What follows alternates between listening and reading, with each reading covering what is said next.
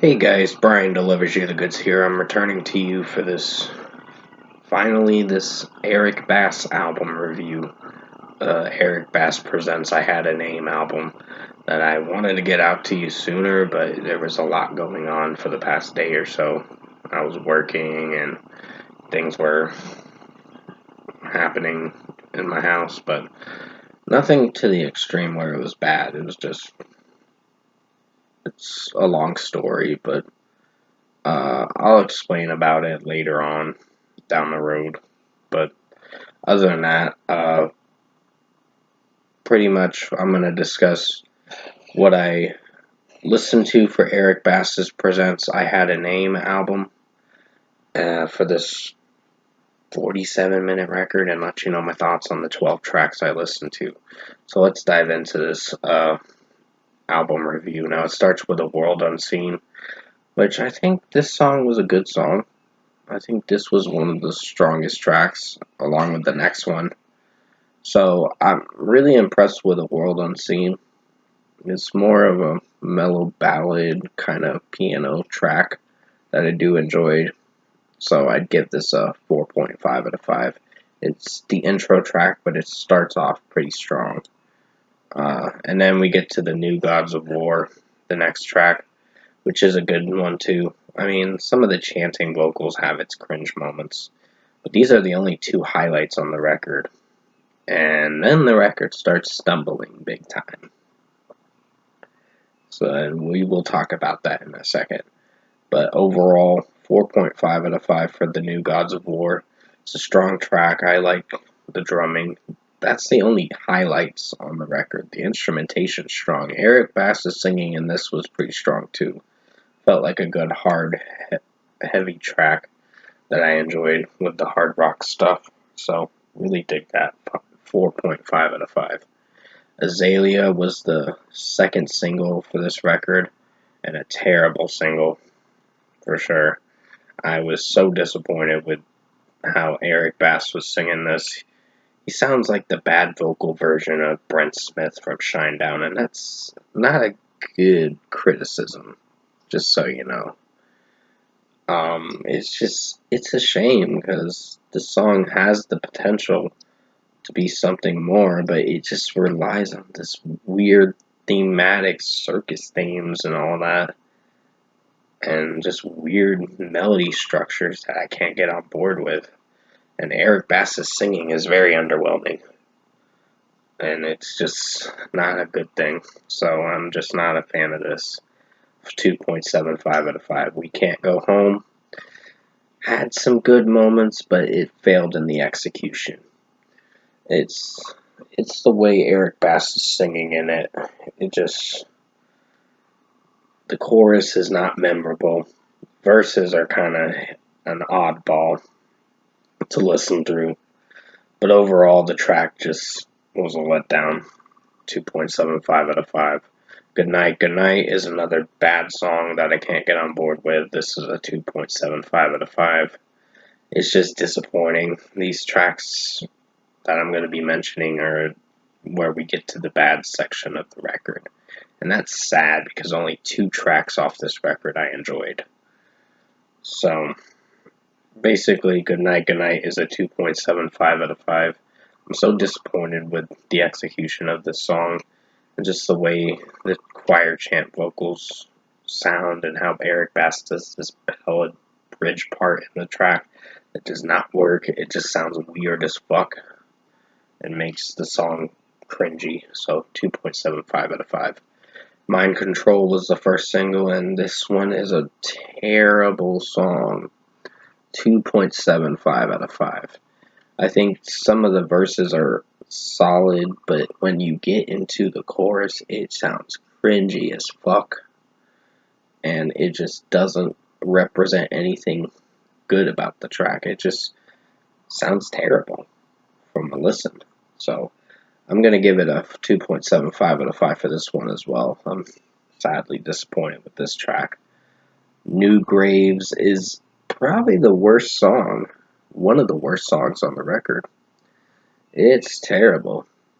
It just sounds like Eric Bass is trying too hard with the production and mixing of this song, and it's coming out as cringy as fuck and playing it too safe to the point where it's like, okay, this is definitely not a great song. With how the melody sounds, how Eric Bass is singing it from time to time, it's not doing very well.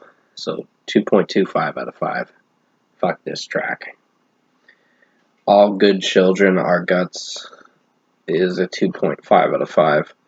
I think the All Good Children section is the good part of the song, and when they bring out the Our Guts thing at the end of the track, that's where it gets cringy, and that's where it plays it way too safe in a bad way. So I'd give this a 2.5 out of 5. One of the worst tracks. One of the other bad songs on the record. Mode and Heart. This one was disappointing too. I'm just not feeling for this one. It's a 2.75 out of 5 for this one. It's just bad all around. I wish this could have been a better track, but I just don't like the ballad section in the track. Doesn't really do much for me, for a listen. Just the way Eric Bass is singing it from time to time, it comes off too safe in the most cringiest way possible. So 2.75 out of 5. Dead Inside is a disappointing track too. I'm not feeling for this one either. I think Eric Bass sings it just not too well. And it's just, I mean, the drumming, I will give props where it's due in this track, or most of the songs. The instrumentation is the strongest aspect of this record. The problem is the production, some of the melody, and just the way it comes off. Playing it too safe and cringy can be a bother to me. So 2.75 out of 5 for Dead Inside. I'm just not feeling for this song either. The Churches of the Dead is a 2.75 out of 5 too. It's a long fucking song. It's like 5.5 minutes, but it's not. I just think this track didn't really execute too well with how it sounded. It's just the way Eric Bass was singing it came off too safe and cringy, and he tried too hard. This was a try hard song. So 2.75 out of 5. And finally, Wanna Go to Hell, Meanwhile Back on Earth is the worst fucking closing track to this record. I was so let down by this song, and this record too, of course. So I had a feeling I knew what I was getting myself into when I wanted to review this and listen to it. I listened to it, and I will give you my final thoughts at the end of this review. But overall, 2 out of 5 for Wanna Go to Hell, Meanwhile Back on Earth. What a fucking disaster of a track. It sounds cringy. The piano work makes it sound cringy too. Just the way Eric Bass is singing it is playing it way too cringy, for sure. 2 out of 5. Overall, production, mixing, and execution-wise, I think so far this is the worst album of 2025 so far. So far. Doesn't mean that there's going to be other ones that are going to be bad, but this one is a bad one. For sure. I'm just not feeling for how the execution of this record is. I don't like the production and mixing in this record. It's just terrible. It's irritatingly annoying too, with how he's singing from time to time. Like I told you, he's the bad version of Brent Smith from Shinedown. Bad vocal version. And it's not good. So, if I were to give Eric Bass Presents I Had a Name album a score, I'm feeling a light 4 out of 10. It's so bad. I just couldn't get on board with this record. I mean, the first 2 songs I can appreciate, because they're the only good tracks. Everything else is such utter garbage on this record.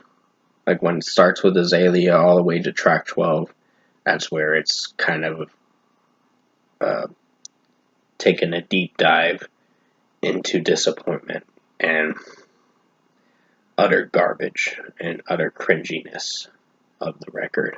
So if I were to, like I said, I already rated the record. Sorry if I said if I were to give it a score, because I was going to say that again. 4 out of 10 for Eric Bass. I Had a Name. I'm so disappointed with this record. One of the worst things I've heard this year so far, along with Lisa's Alter Ego album. That one was not a good one. It was probably better than this one. Because Lisa's Alter Ego album was a bit better than this, but it was still a letdown. But other than that, yeah, 4 out of 10 for this record. Hope you enjoyed this album review. Sorry to give you a bad take on this review. I just couldn't stand this record at all. I mean, the first 2 songs are fine. I'd return to those. Everything else sucks. So, this record was a waste of time and waste of my time. But I still listen to it just to get it over with. But other than that, I hope you enjoyed this review, and thanks for watching.